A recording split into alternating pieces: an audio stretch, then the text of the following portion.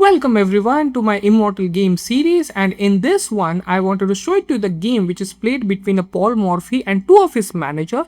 Actually this one is a casual game which is played in the year 1858, and you can find it out this game. It's a opera game or a night at the opera. So actually he was listening the opera's music, this peoples are, and they're just playing chess at the night in Paris. So the Paul Morphy was white and he started with a move pawn to e4, pawn to e5, knight to f3, attacking on a pawn, and over here their opponent played the move pawn to d6.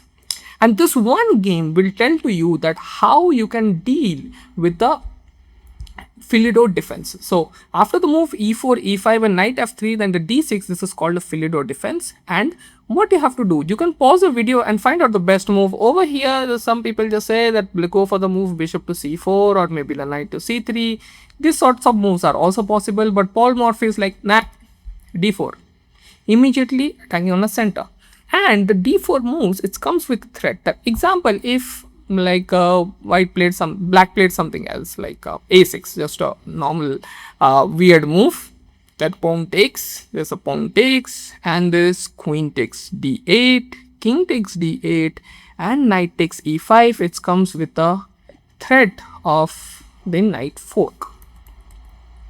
But yes, we just played the move bishop to g4, and after the move pawn takes, of course the pawn takes is not possible because again the queen takes d8 and same variation which are shown to you, it will continue. So over here they just played the move bishop takes f3, queen takes f3, and pawn takes.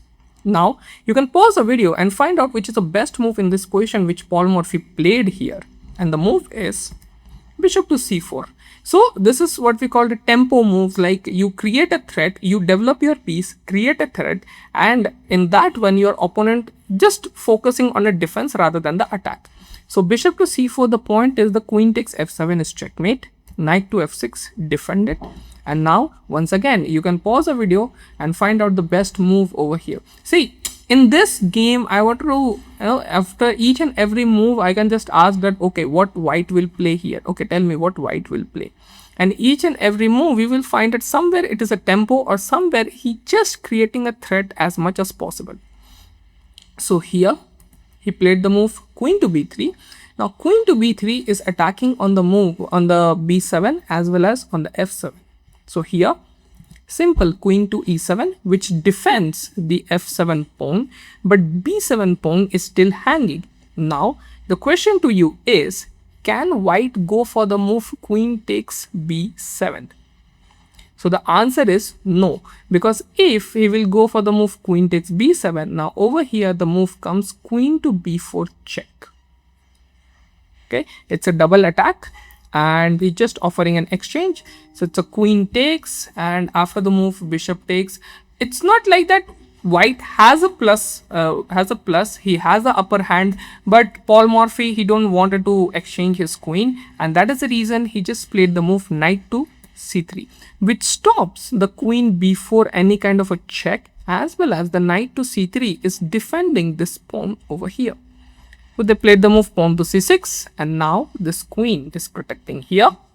Bishop to g5, developing the piece and pinning the f6 knight, and pawn to b5. Find out the best move over here. Over here, as you can see that white is fully developed. He just have to castle, like short castle or long castle. So that is the reason what white decided. He was like, okay, knight takes b5, c takes b5, bishop takes b5, check. Now of course black cannot move the king when the queen is on the board and it's so much exposed the king is. Just go for the move knight b to d7. That is the only move he has. Of course the another knight is not possible because of the bishop takes e7. After this one Paul Morphy go for the move long castle, creating a threat of rook takes. Okay, because the bishop and rook, they both are attacking. So black played rook to d8. So every move, as you can see, that he just creating a threat and his opponent just defending it out. They are not attacking anything. Now once again find out the best move in this position. Now this position is totally winning for white. Okay, it says a +5, or so if you just put this position on a computer will say the +5 or something. So just played rook takes d7, rook takes d7, and rook to d1. The point, try to understand that when he castled it out, his d1 rook comes to the picture, but actually he exchanged this h1 rook with this d7 knight. See, capture, capture, capture. So this rook is still is on d1. So h1 rook, actually it is who that is exchanged.